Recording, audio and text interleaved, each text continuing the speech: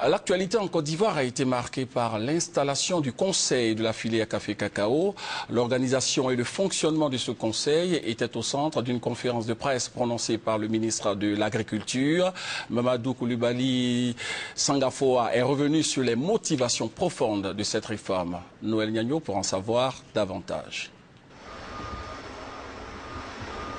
Le cacao, 10% du produit intérieur brut. La Côte d'Ivoire, premier producteur mondial. Avec le café, sa sœur jumelle, il constitue le binôme de l'économie ivoirienne. La mobilisation des journalistes à l'installation du conseil du café-cacao tient à cela.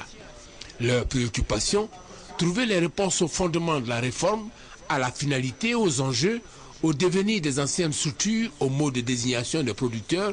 Enfin, est-ce que le conseil du café-cacao n'est pas un retour à la case de départ, la caisse de stabilisation?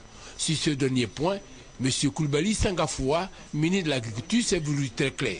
Nous avons connu deux expériences, la stabilisation et la libéralisation. La présente réforme emprunte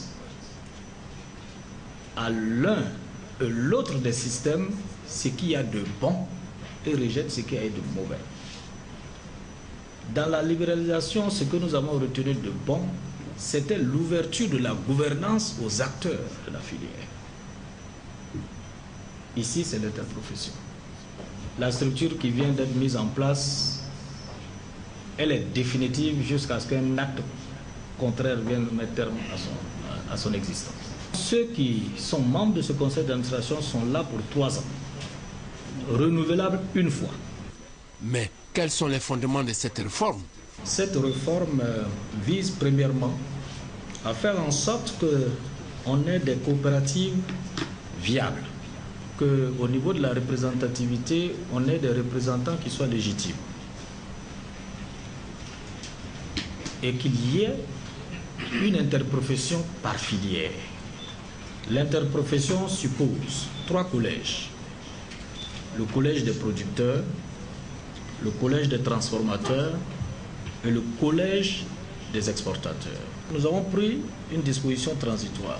En attendant, l'État désigne des personnes au titre des producteurs pour former le collège des producteurs, mais pas représentants des producteurs. S'agissant de la finalité, elle tient à ceci, faire en sorte qu'à terme, la filière devienne l'affaire exclusive des producteurs, exportateurs et transformateurs. Les anciennes structures seront dissoutes. Le CGFCC, comité de gestion de la filière café-cacao, a 3 mois pour passer la totalité de ses charges à la nouvelle structure. Un comité de suivi est mis en place. À charge à ce comité de suivre le conseil café-cacao afin qu'il atteigne les objectifs assignés. Réguler, stabiliser et développer la filière café-cacao.